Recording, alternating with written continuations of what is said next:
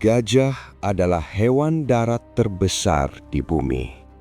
Tapi setiap hari, satu persatu, mereka menghilang. Bukan karena alam, melainkan karena manusia.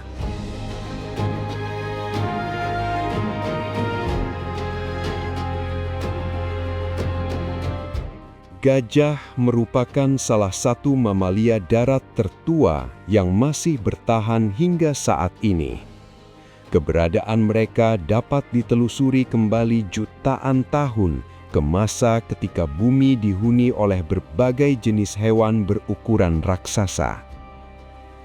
Kelompok hewan ini berasal dari garis evolusi yang panjang, dimulai dari spesies purba berukuran lebih kecil yang hidup di lingkungan rawa dan hutan terbuka. Seiring waktu, perubahan iklim dan lanskap memaksa mereka beradaptasi secara bertahap. Spesies yang tidak mampu menyesuaikan diri dengan kondisi baru pun punah. Hanya kelompok dengan kemampuan bertahan tinggi yang mampu melewati periode glasial, kekeringan, dan perubahan vegetasi ekstrim. Dari proses seleksi alam tersebut, gajah modern muncul dengan ciri khas tubuh besar, daya tahan tinggi, dan kemampuan menjelajah jarak jauh. Ukuran tubuh mereka berkembang seiring kebutuhan untuk bertahan di wilayah yang luas dan terbuka. Keberhasilan gajah melewati berbagai era bukan hanya karena kekuatan fisik, tetapi juga karena kemampuan belajar dan beradaptasi terhadap lingkungan yang terus berubah. Sejak awal, kehidupan gajah telah terikat erat dengan kestabilan alam di sekitarnya. Ketika lingkungan berubah secara drastis, kelangsungan hidup mereka pun ikut terancam. Tubuh gajah dirancang untuk menopang berat yang bisa mencapai beberapa ton tanpa mengorbankan keseimbangan. Kerangka yang kuat dan otot besar memungkinkan mereka bergerak dalam jarak jauh setiap hari. Kaki gajah berfungsi sebagai penopang utama. Struktur tulangnya tersusun hampir lurus, sehingga beban tubuh dapat terdistribusi secara merata ke permukaan tanah. Di bagian bawah kaki, bantalan tebal membantu meredam tekanan dan getaran. Sistem ini memungkinkan gajah berjalan perlahan namun stabil di berbagai medan. Kulit gajah memiliki ketebalan yang berfungsi melindungi dari goresan, senggatan matahari, dan serangga. Meski demikian, kulit ini memiliki sensitivitas tinggi terhadap panas. Untuk mengatasi hal tersebut, gajah sering menggunakan lumpur dan air sebagai pelindung alami. Lapisan ini membantu menjaga suhu tubuh dan mengurangi iritasi kulit. Belalai merupakan organ multifungsi yang sangat kompleks. Belalai digunakan untuk bernafas, mengambil makanan, minum, hingga berkomunikasi. Kombinasi indera penciuman yang tajam dan pendengaran terhadap getaran rendah menjadikan gajah mampu membaca kondisi lingkungan dengan sangat baik. Gajah hidup dalam kelompok sosial yang terorganisir. Unit utama kehidupan mereka adalah kelompok keluarga yang terdiri dari beberapa generasi betina dan anak-anak.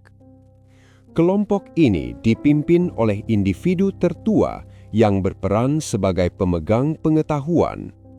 Pengalaman hidupnya menjadi dasar dalam menentukan arah pergerakan dan pengambilan keputusan penting.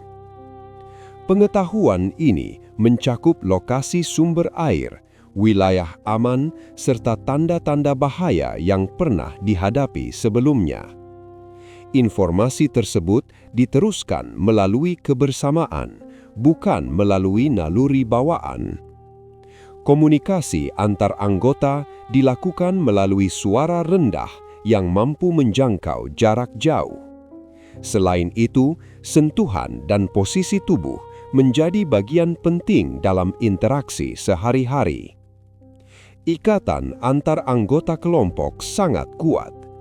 Anak gajah diasuh bersama, dan individu yang terluka atau lemah tidak langsung ditinggalkan. Namun, ketergantungan pada struktur sosial ini membuat gajah sangat rentan ketika pemimpin kelompok hilang atau terbunuh.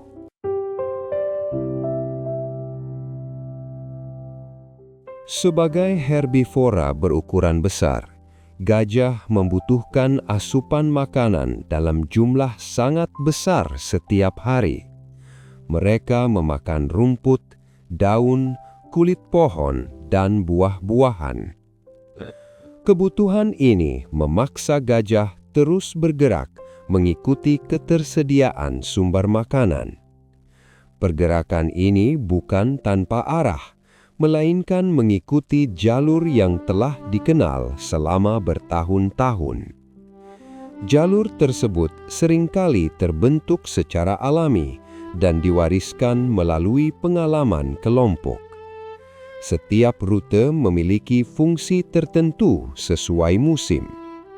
Saat musim kering, gajah mengandalkan ingatan kolektif untuk menemukan sumber air yang tersembunyi. Pada musim hujan, wilayah jelajah mereka menjadi lebih luas.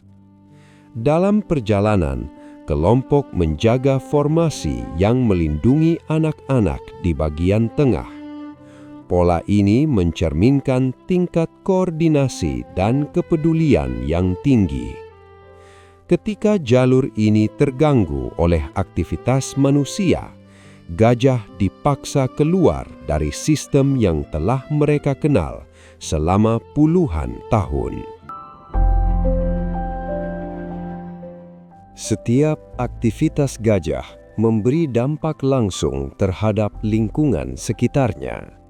Tanpa disadari, keberadaan mereka membentuk struktur alam dalam skala besar.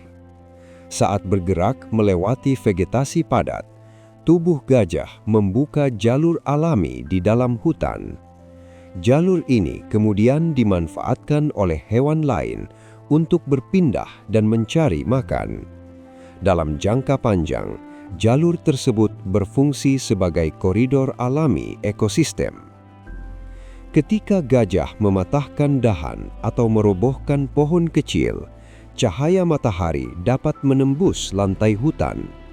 Kondisi ini memungkinkan tumbuhan baru tumbuh dan menjaga keragaman vegetasi. Kotoran gajah mengandung biji dari berbagai jenis tanaman yang telah melewati saluran pencernaan. Biji-biji tersebut tersebar jauh dari pohon induknya dan tumbuh di lokasi baru dengan nutrisi alami yang melimpah. Beberapa spesies tumbuhan bahkan sangat bergantung pada gajah untuk proses penyebarannya. Tanpa kehadiran hewan ini, regenerasi tanaman tersebut akan menurun drastis. Gajah juga berperan dalam pembentukan sumber air. Saat menggali tanah kering menggunakan gading dan kaki depan, mereka sering membuka lapisan air bawah tanah. Lubang-lubang ini kemudian dimanfaatkan oleh hewan lain saat musim kemarau. Di padang rumput, aktivitas makan gajah mencegah dominasi satu jenis tumbuhan. Dengan cara ini, keseimbangan antara rumput pendek, semak, dan pohon muda tetap terjaga. Perubahan yang ditimbulkan gajah tidak bersifat merusak, melainkan membentuk siklus alam yang berkelanjutan. Ekosistem yang memiliki gajah cenderung lebih dinamis dan stabil dibandingkan wilayah yang kehilangan spesies ini. Ketika populasi gajah menurun, dampaknya tidak terjadi secara langsung. Namun perlahan, kepadatan tumbuhan berubah jalur air menghilang, dan keanekaragaman hayati ikut menurun. Hilangnya gajah seringkali menjadi awal dari kerusakan ekosistem yang lebih luas. Hutan tetap berdiri, tetapi fungsi alaminya melemah. Peran besar inilah yang menjadikan gajah sebagai spesies kunci. Keberadaan atau ketiadaannya menentukan arah perkembangan sebuah lanskap alam. Namun peran penting tersebut tidak selalu sejalan dengan kepentingan manusia modern. Ketika ruang hidup menyusut, keberadaan gajah justru mulai dianggap sebagai ancaman. Hubungan antara manusia dan gajah pun berubah drastis.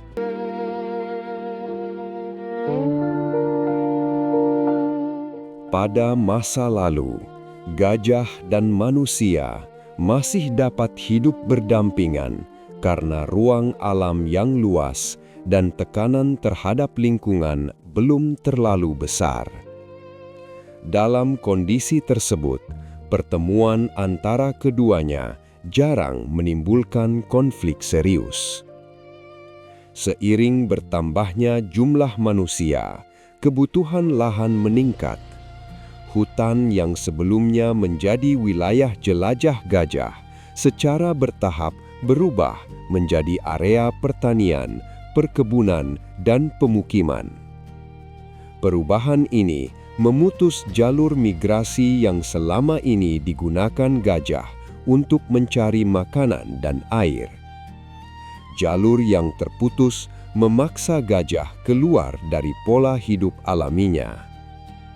Ketika gajah memasuki wilayah manusia, konflik tidak dapat dihindari. Tanaman rusak, kerugian ekonomi muncul, dan rasa takut berkembang di kedua pihak. Bagi manusia, kehadiran gajah dianggap sebagai ancaman. Bagi gajah, wilayah tersebut merupakan pengganti dari habitat yang telah hilang. Ancaman lain datang dari perburuan gading. Aktivitas ini menargetkan gajah dewasa dan menyebabkan hilangnya individu penting dalam kelompok. Kehilangan tersebut tidak hanya mengurangi jumlah populasi, tetapi juga merusak struktur sosial gajah, sehingga konflik dengan manusia menjadi semakin sering.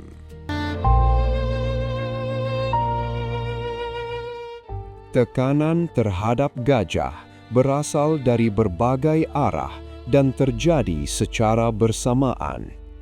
Hilangnya habitat akibat pembukaan hutan mengurangi ruang hidup, sementara konflik dengan manusia meningkatkan resiko kematian.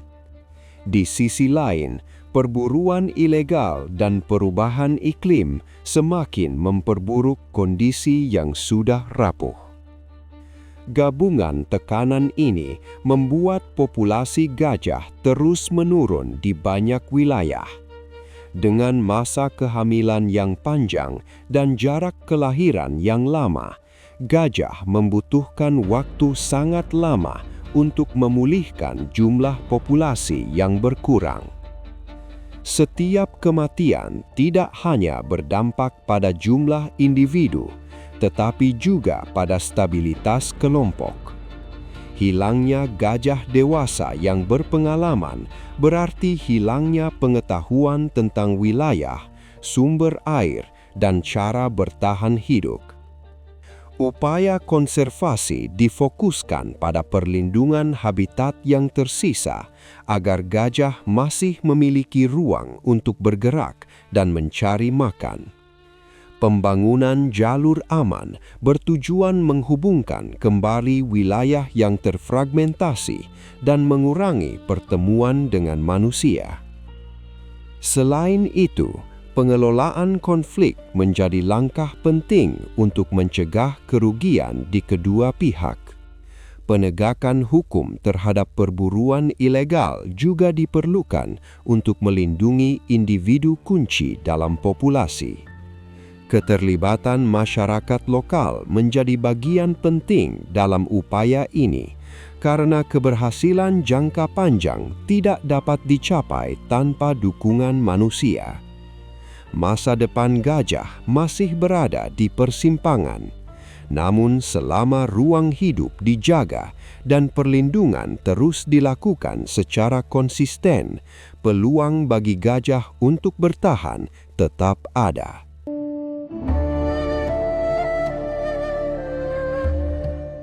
Di tengah tekanan yang terus meningkat, kelangsungan hidup gajah kini bergantung pada keputusan manusia. Berbagai negara mulai menetapkan kawasan konservasi untuk menjaga sisa habitat yang masih ada. Taman Nasional, Swaka Satwa Waksa, dan koridor satwa dibangun untuk menghubungkan wilayah jelajah yang terpisah. Koridor ini menjadi jalur aman agar gajah dapat berpindah tanpa harus melewati pemukiman manusia. Keberadaannya terbukti mampu menurunkan tingkat konflik sekaligus menjaga pergerakan alami kelompok. Upaya perlindungan juga dilakukan melalui patroli anti perburuan. Pengawasan intensif di wilayah rawan perburuan berhasil menekan perdagangan gading di beberapa negara, meskipun ancaman tersebut belum sepenuhnya hilang. Pendekatan konservasi modern tidak lagi berfokus hanya pada hewan, tetapi juga pada masyarakat yang hidup berdampingan dengan mereka. Program mitigasi konflik dikembangkan melalui sistem peringatan dini, pagar ramah satwa, dan pengelolaan lahan berbasis komunitas.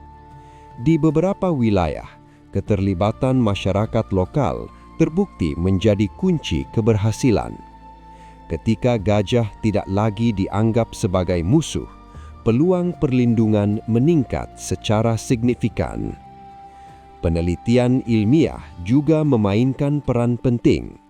Pemantauan satelit, analisis genetika, dan studi perilaku membantu memahami kebutuhan ruang dan dinamika populasi secara lebih akurat. Di Indonesia, perlindungan gajah Sumatera menjadi prioritas nasional. Upaya penyelamatan dilakukan melalui patroli hutan, pusat konservasi, dan pemulihan habitat yang telah rusak.